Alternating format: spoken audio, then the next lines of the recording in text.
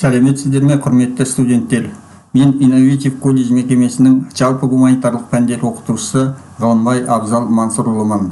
Біздің философия негіздері пәнінен өтетін бүгінгі сабағымыздың тақырыбы антикалық философия.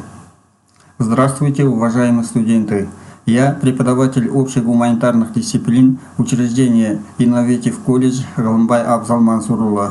Тема нашего сегодняшнего занятия по основам философии – античная философия. Бүгінгі сабағымыздың мақсаты антикалық кезеңдегі ежелгі грек және рим философиясының даму тарихымен таныстыру. Антикалық философия негізінен үш кезеңге бөлінеді. Бірінші – Сократқа дейінгі немесе натурфилософиялық кезең. Екінші – классикалық кезең және үшінші – римдік эллиндік кезең. Енді осы антикалық кезең туралы келесі бейне жазбаны көрейік. Ол барлығыңызға түсінікті болу үшін орыс тілінде жазылды. Много самых разных тел и самых разных явлений окружают нас. Из чего все это? Какова основа мира?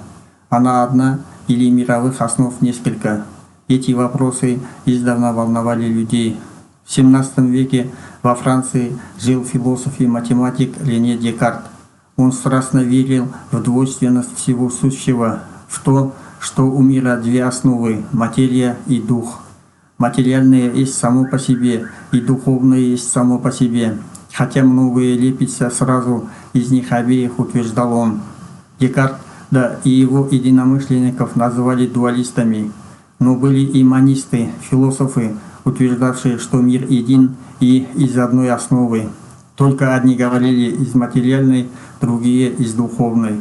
Первых называют материалистами, вторых идеалистами. Зарождение в Европе философии берет свое начало из Древней Греции и Рима. Этот период называют периодом античной философии. Античная культура по праву считается одной из величайших в мире. Именно в Древней Греции зародились многие современные науки. Несмотря на рабовладельческий строй, древние греки были крайне прогрессивными и существенно опередили в развитии все цивилизации, существовавшие параллельно с ними. Античная философия охватывает весь период существования Древней Греции и Древнего Рима. Именно греки ввели термин «философия». Буквальный перевод его с древнегреческого означает «любовь к мудрости». Принято выделить несколько периодов античной философии. Первый – натурфилософский период. Основная проблематика этого периода – поиск первоначала. Первым философом, основоположником античной философии считается Фалес, основатель Милетской школы. Фалес полагал, что все рождается из воды, все возникает из воды и в нее превращается. Началом элементов сущих вещей – вода, начало и конец Вселенной – вода. Учеником Фалеса был Анаксимандр. Вселенная по Анаксимандру развивается сама по себе, без вмешательства олимпийских богов. Источником происхождения всего сущего Анаксимандр полагает некое бесконечное, нестареющее начало апейлон, которому присуще непрерывное движение. Ученик Анаксимандра Анаксимен – последний представитель Милетской школы. Анаксимен укрепил и завершил тенденцию стихийного материализма, поиск естественных причин явлений и вещей. Как ранее Фалес и Анаксимандр, первоосновой мира он полагает определенный вид материи. Такой материей он считает неограниченный, бесконечный, имеющий неопределенную форму воздух, из которого возникает все остальное. Пифагор, древнегреческий философ, математик и мистик, создатель религиозно-философской школы пифагорейцев.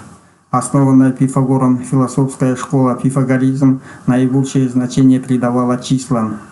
Число подразумевается под термином, который применим ко всем цифрам или их комбинациям.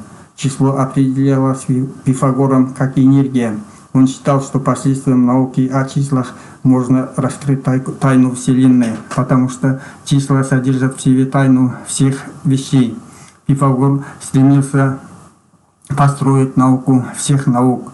Парменид, древнегреческий философ, основатель и главный представитель Илейской школы, он обратился к вопросам бытия и познания, заложив фундамент гносеологии, разделил истину и мнение. Гераклит, древнегреческий философ, создатель первой исторической формы диалектики. Гераклит был известен как мрачный или темный. Гераклит известен 5 доктринами, наиболее важными для общей интерпретации его учения. Демокрит, древнегреческий философ, основатель атомистики и материалистической философии. Главным достижением философии Демокрита считается развитие им учения об атоме, неделимой частице вещества, обладающей истинным бытием, не разрушающейся и не возникающей ниоткуда. Позже произошел так называемый гуманистический поворот. Внимание философов переключилось от основ мироздания к теме более приземленной, к человеку и обществу. Главной школой этого периода были софисты, а известным философом Сократ. Сократ – древнегреческий философ, учение которого знаменует поворот философии от рассмотрения природы и мира к рассмотрению человека и к собственной философской теории.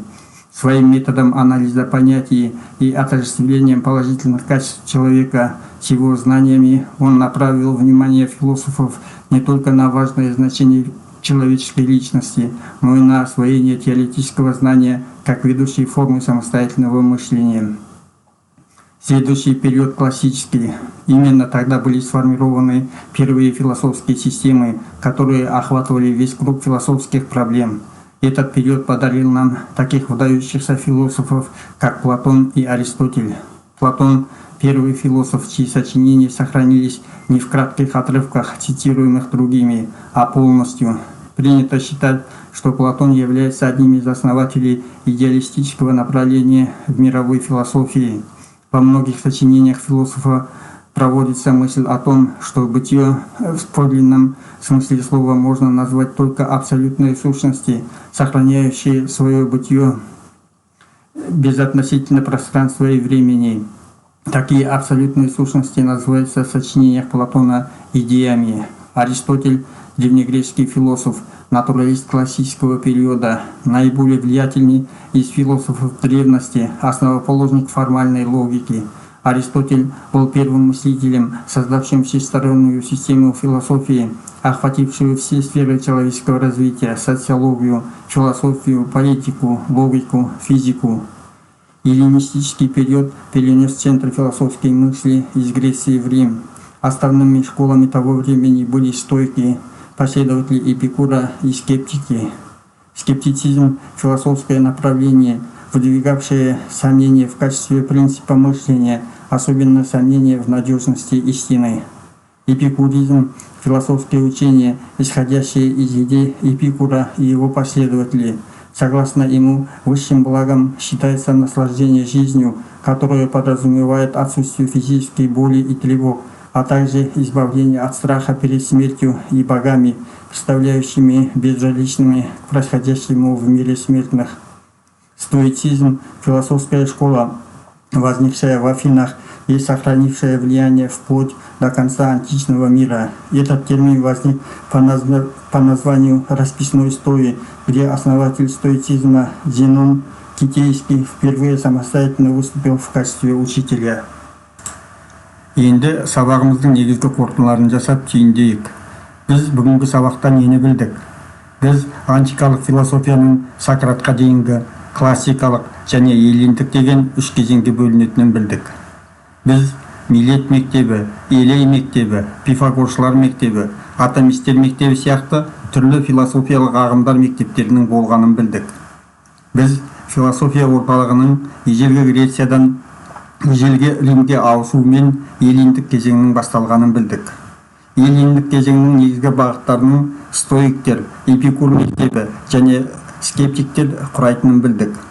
Бүгінгі сабағымызды бір сөзбен қорытындылайтын болсақ, антик философиясы әлемдік ақыл-ойдың дамуына өлшеусіз зор үлес қосты деп айта аламыз. Бүгінгі сабағымыз осымен аяқталды. Сау болыңыздар.